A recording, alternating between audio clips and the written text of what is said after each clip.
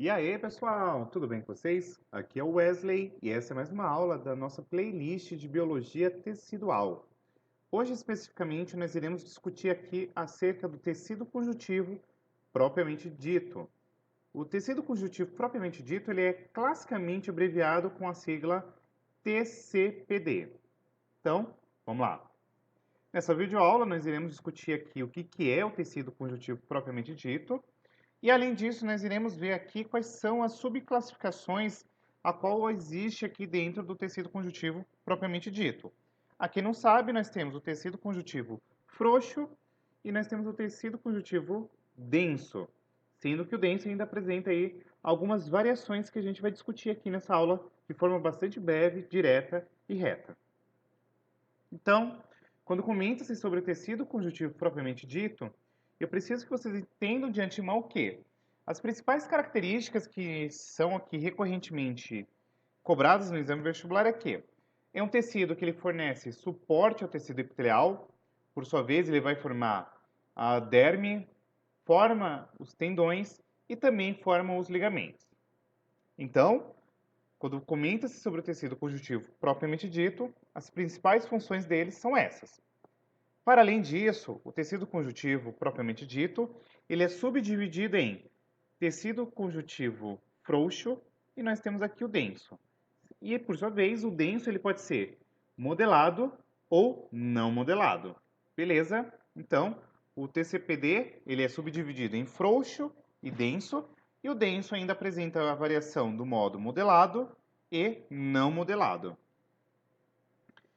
Sobre o tecido conjuntivo frouxo, preciso que vocês entendam que trata-se aqui de um tecido amplamente distribuído no organismo, ele é extremamente inervado e irrigado, ou seja, envolve aqui vasculação, nervos, ele tem uma consistência mole, por sua vez acaba cedendo a pressões, e por sua vez ele também aqui é constituído por fibras elásticas e fibras colágenas finas, que vão estar aqui distribuídas em todas as direções. Então tem aqui uma esquematização, ó, no campo superior esquerdo do tecido conjuntivo frouxo. Tem aqui fibra reticular, fibra colágena, fibra elástica, e nós veremos também que existe aqui algumas células residentes. Um exemplo clássico de tecido conjuntivo frouxo é justamente a camada papilar da pele. Para quem não sabe, essa camada ela recebe esse nome porque ela apresenta meio que regiões que têm uma aparência de papilas ou dedos aí em suas extremidades. E por sua vez, essa região aqui, ó, que eu estou esquematizando para vocês, ela faz uma comunicação direta com a região da epiderme. Então, por sua vez, quando comenta-se aqui sobre tecido conjuntivo frouxo, é importante vocês ainda saberem que está diretamente atrelado aqui com o preenchimento de espaços entre os órgãos, tá bom? E aí, por sua vez, um detalhe ainda a ser pontuado é que as fibras colágenas e elásticas elas acabam por conferir uma rigidez e elasticidade à pele. No entanto, com o passar da idade, essa quantidade ela tende a diminuir porque não vai haver uma produção aí suficiente dessas fibras. E por sua vez, a gente acaba tendo aí esses sinais de expressão, que são as rugas, tá? Em decorrência da pele perder essa rigidez e essa elasticidade. Além disso, eu preciso que vocês tenham muito bem definido que o tecido conjuntivo frouxo, ele vai fazer esse preenchimento dos espaços e, por sua vez, ele vai manter aqui os tecidos unidos.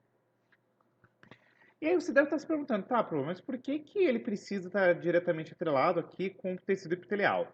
Porque é justamente essa região do tecido, por exemplo, aqui na camada papilar e na zona reticular, que faz essa nutrição e trocas aqui para o tecido epitelial. Porque, como comentamos anteriormente, o tecido epitelial ele apresenta nenhuma irrigação, vascularização, e por consequência ele precisa ser nutrido, tá?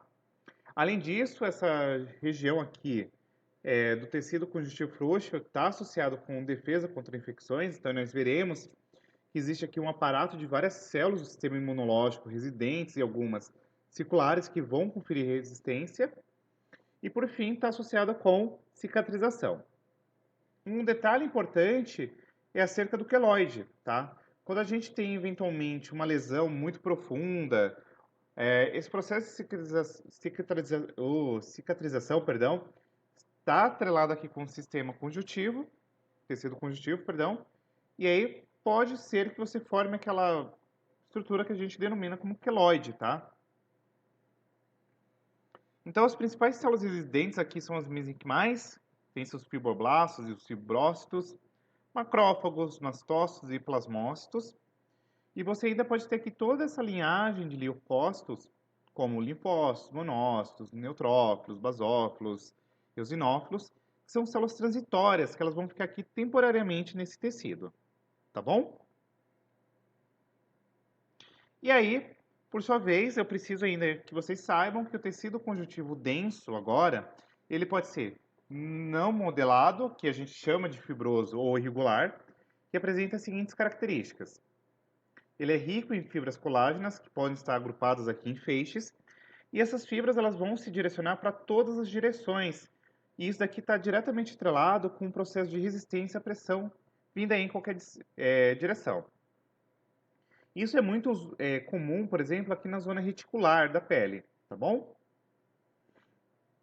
Por sua vez, o tecido não modelado, ele fornece aqui um suporte contra estresse mecânico, então está associado com resistência, elasticidade, pode estar aqui com uma cápsula protetora de diversos órgãos internos, como rins, baço, fígado, e as principais células que você vai encontrar no tecido conjuntivo denso não modelado são os fibroblastos, os macrófagos e os mastócitos. Por sua vez, o tecido denso modelado, ele apresenta aqui fibras paralelas e compactas, tá? Vão estar dispostas em uma única direção. E a função associada a ela é justamente o que confere muita resistência em uma única direção, então ele é pouco elástico e tem-se aqui uma predominância de fibras colágenas.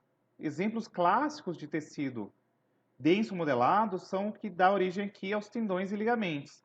E a principal célula que nós encontraremos aqui são justamente os fibroblastos. Então, como eu comentei, é justamente esse tecido que fornece aqui resistência e as fibras estarão alinhadas em uma única direção, por isso que a gente chama de denso modelado. Tem aqui ó, uma esquematização desse tecido, e por sua vez vai suportar muita força em uma única direção.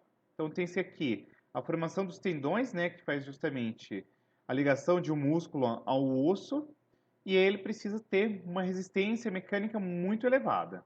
Beleza? E por fim, para encerrar nossa aula aqui, só para vocês analisarem na histologia que tem-se o tecido conjuntivo denso não modelado, como eu falei, as fibras estão em todas as direções. E por sua vez, aqui o denso modelado. E aí vocês podem perceber que as fibras ó, e as células estão em todas as direções, tá bom? E é isso. Espero que a aula tenha ficado clara, que vocês consigam aí, ter um vislumbre geral do que é o tecido conjuntivo propriamente dito. Um super beijo e até a nossa próxima aula. Fui!